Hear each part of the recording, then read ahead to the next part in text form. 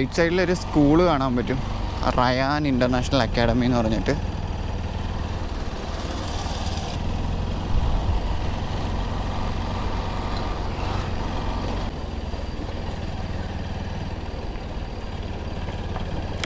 Road കണ്ടില്ലേ, നമ്മുടെ ബാംഗ്ലൂരിൽ മെയിൻ റോഡ് ഒഴിച്ചിട്ട് ബാക്കി ഏത് റോഡിൽ കയറിയാലും 90% റോഡുകൾ ഇത് തന്നെയാണ് അവസ്ഥ.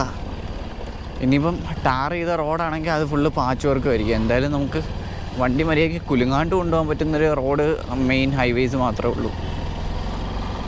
അപ്പോൾ നമ്മളൊരു മെയിൻ റോഡിൽ വന്നിട്ടുണ്ട്. ഇത് കൽക്കരി അഗാര മെയിൻ റോഡാണ്.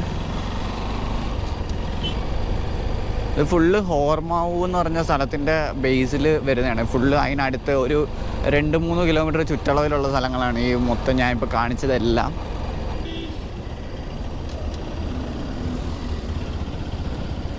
ചവറ് കൊണ്ടിട്ടേക്കുന്നുണ്ടോ റോഡിൽ?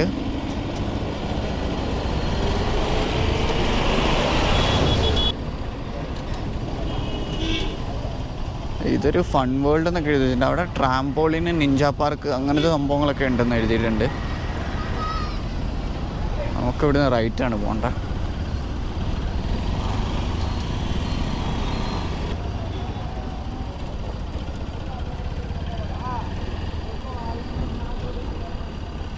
ഇത് കറക്റ്റ് കൽക്കരി ബസ് സ്റ്റാൻഡിന് അടുത്തുള്ളൊരു സ്ഥലമാണ്.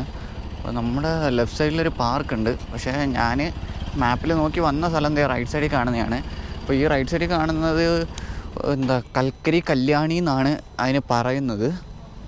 ഞങ്ങൾക്ക് അങ്ങോട്ട് പോയിട്ട് കാണിച്ചു തരാം. അതായത് നമ്മുടെ ഈ ഒരു സൈഡിൽ കാണുന്നത് കൽക്കരി ഉദയ അങ്ങനെ എന്തോ പറഞ്ഞിട്ടാണ്. ഞാൻ പേര് ഒന്നുകൂടി നോക്കട്ടെ. കൽക്കരി ഉദയാനവന എന്ന് പറഞ്ഞിട്ടുള്ള ഒരു പാർക്കാണ് ഈ ഒരു റൈറ്റ് സൈഡിൽ കാണുന്നത്. ഇപ്പുറത്ത് കാണുന്നതാണ് കൽക്കരി കല്യാണി. ശരിക്കും അത് ഒരു കുളം പോലത്തെ സെറ്റപ്പാണ്. ഗേറ്റ് അടച്ചിട്ടേക്കാണ്. പക്ഷെ വെള്ളമൊന്നുമില്ല, ഫുള്ള് വറ്റിപ്പോയി. ഫുള്ള് ആകെ അതിനകത്തുള്ളത് പുല്ല് മാത്രമേ ഉള്ളൂ, വേറൊന്നുമില്ല. ഫുള്ള് വറ്റിപ്പോയി. ഇവിടെ ഒരു പാർക്കുണ്ട്, ആൾക്കാരൊക്കെ അകത്തിരിക്കുന്നുണ്ട്.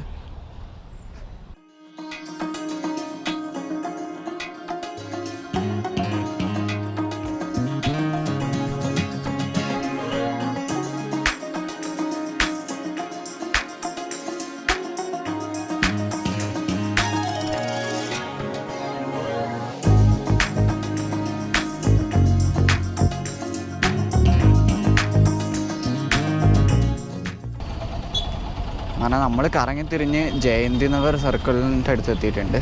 അപ്പോൾ ഇനി നമുക്ക് പോകേണ്ടത് ഇവിടുന്ന് ഈ ഒരു സിഗ്നലിൽ നിന്ന് റൈറ്റിലോട്ടാണ്. അപ്പോൾ റൈറ്റിലോട്ട് പോകുമ്പം കറക്റ്റ് നമ്മൾ ചെന്ന് കയറുന്നതെന്ന് വെച്ച് കഴിഞ്ഞാൽ നമ്മൾ വീഡിയോ സ്റ്റാർട്ട് ചെയ്ത ആ ഒരു സ്പോട്ടിലോട്ട് തന്നെയാണ് ചെന്ന് കയറുന്നത്.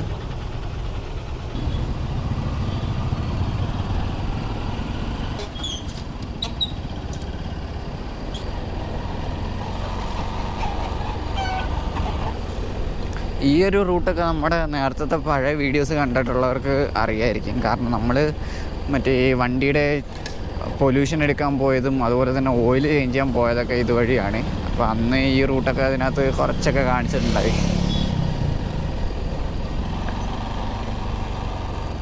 നമ്മുടെ റൈറ്റ് സൈഡിൽ കാണുന്ന നമ്മൾ ആദ്യം അങ്ങോട്ട് പോയപ്പോൾ കണ്ട ആ ഒരു ലേക്കിൻ്റെ മറ്റൊരു വശമാണ്.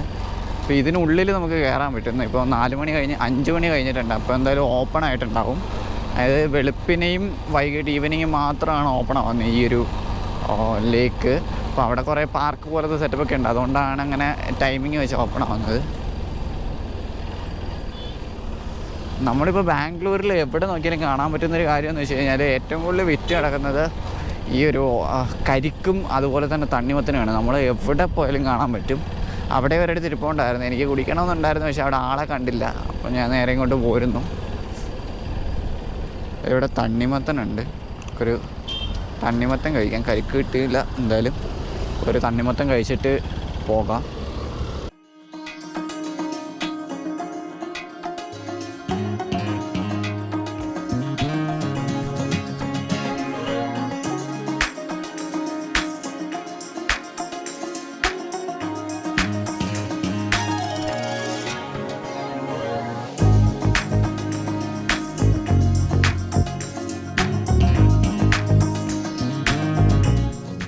നമ്മളത് കഴിച്ച് കഴിഞ്ഞപ്പോൾ അവരാണെങ്കിൽ ഒരു പീസിന് 20 രൂപയാണ് ചാർജ് ചെയ്യുന്നത്. അതിനകത്ത് എന്തോ ഉപ്പും പിന്നെ എന്തോ ഒരു മസാലപ്പൊടിയും കൂടി ഇട്ടിട്ടാണ് തരുന്നത്. ആ ഒരു ഭാഗം എന്തോ പോലെ എനിക്ക് തോന്നി. പക്ഷേ നോർമലായിട്ടുള്ള ഭാഗം നല്ല മധുരമുണ്ട്. ഈ കാണുന്ന നടുമുട്ടം എന്ന് പറഞ്ഞിട്ടൊരു കേരള ഷോപ്പാണ്. ഫുള്ള് നമ്മുടെ നാട്ടിൽ കിട്ടുന്ന ഐറ്റംസൊക്കെ കിട്ടും. ഞാനിവിടുന്ന് പുളിയൊക്കെ വാങ്ങിയിട്ടുണ്ടായിരുന്നു നമുക്ക് റൂമിൽ കറിയൊക്കെ വെക്കാൻ വേണ്ടിയിട്ട്.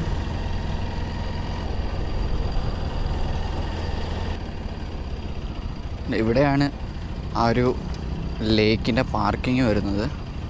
ഇവിടെ തന്നെയാണ് ബസ് സ്റ്റോപ്പും വരുന്നത്. ഇവിടെ ഹോർമാവ് വരുന്ന ബസ്സൊക്കെ ഈ ഒരു ഏരിയയിലാണ് കൊണ്ട് നിർത്തിയിട്ടില്ല. നമ്മളെ റൂമിൻ്റെ ടോപ്പ് നിന്ന് കഴിഞ്ഞാൽ കാണാൻ പറ്റും. ഇത് കണ്ട ഇവിടുത്തെ സമയം എഴുതിയിട്ടുണ്ട്. രാവിലെ 5 to 9 വൈകിട്ട് 4 to 7 ഇവിടുത്തെ സമയം.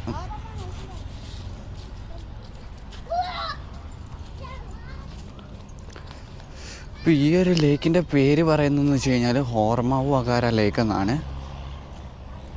ഇപ്പോൾ ഏകദേശം ഒരു 50 ഏക്കറിൽ കൂടുതൽ വലിപ്പമുണ്ട് ഈ ഒരു ലേക്ക്. പക്ഷേ ഞാൻ കൽക്കരിയിലേക്ക് കണ്ടിട്ട് അതാണെങ്കിൽ ഇതിലും വലിപ്പമുള്ള പോലെ തന്നെയാണ് ഫീൽ ചെയ്തത്. പക്ഷേ ഇതാണ് കുറച്ചുകൂടി അവിടുത്തേക്കായി മെയിൻറ്റെയിൻ ചെയ്ത് കീപ്പ് ചെയ്യുന്ന ഒരു ലേക്ക് എന്ന് വെച്ച് കഴിഞ്ഞാൽ ഇതാണ്. ആൾക്കാർക്ക് നടക്കാനും കാര്യങ്ങളൊക്കെ ആയിട്ട് ഇൻ്റർലോക്കും കാര്യങ്ങളൊക്കെ ഇട്ടിട്ട് ഉള്ളത്.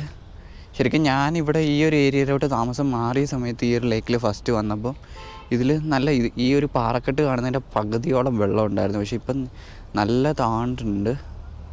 ഇവിടെയുണ്ട് ഇതേ ഒരു ഐലൻഡ് പോലെ നടുക്ക് ഒരു ചെറിയ പാറക്കെട്ടും കുറച്ച് പുല്ലൊക്കെ ആയിട്ട് ഇങ്ങനെ നിൽക്കുന്നുണ്ട്.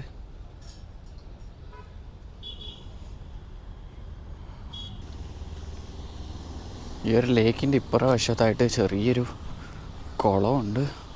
അത് ഫുള്ള് വേസ്റ്റ് കാരണം നശിച്ച് കിടക്കുകയാണ്. എൻ്റെ അമ്മ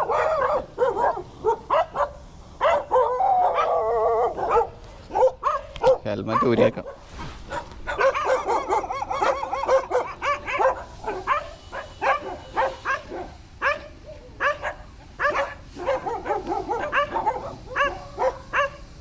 പട്ടികൾക്കൊക്കെ എന്നെ കണ്ടിട്ട് പ്രാന്തായെന്ന് തോന്നുന്നുണ്ടല്ലോ ദൈവമേ. എന്നെ കണ്ടിട്ട് എല്ലാം കൂടെ കുറച്ചിട്ട് കയറിയാൽ ഇതൊന്ന് ഹെൽമെറ്റ് വിട്ട് ഇങ്ങനെ നിൽക്കുന്നതുകൊണ്ടായിരിക്കണം. പക്ഷെ ഞാൻ ഹെൽമെറ്റ് ഊരി പെട്ടെന്ന്. എന്നിട്ടും ആ സാധനങ്ങൾ കുറെ നടത്തുന്നില്ല ദൈവം. ഇനി തിരിച്ച് ഇതിൻ്റെയൊക്കെ ഫ്രണ്ടിൽ കൂടെ എങ്ങനെ പോകും എന്നുള്ളത്. അവിടെയാണ് നമുക്ക് ആ ഒരു ഐലൻഡ് പോലത്തെ സംഭവം കാണാൻ പറ്റുന്നത്. ചെറിയ ചെറിയ മീനുകളൊക്കെ കാണുന്നുണ്ട്. പക്ഷെ അത് ക്യാമറയിൽ കിട്ടത്തില്ല എന്തായാലും. ഈ പട്ടികൾ ഇവിടം വരെ വരുന്നുണ്ടല്ലോ ദൈവമേ. ഇനി ഇവിടെ നിന്നാൽ ശരിയാവത്തില്ല. എന്തായാലും ഇറങ്ങിയേക്കാം. എവിടെ നിന്ന് കടി വരുമെന്ന് പറയാൻ പറ്റത്തില്ല. ഒന്നാമത് ബാംഗ്ലൂർ പട്ടികളെ കൊണ്ട് സാധാരണ രാത്രിയാണ് പട്ടികളെ കൊണ്ട് പൊറുതി കൂട്ടി നിൽക്കാൻ പറ്റാത്തത്. ഇതിപ്പോൾ പകല് പാർക്കിനകത്ത് വന്നിട്ട് നിൽക്കാൻ പറ്റാത്ത അവസ്ഥയായിട്ടുണ്ട്.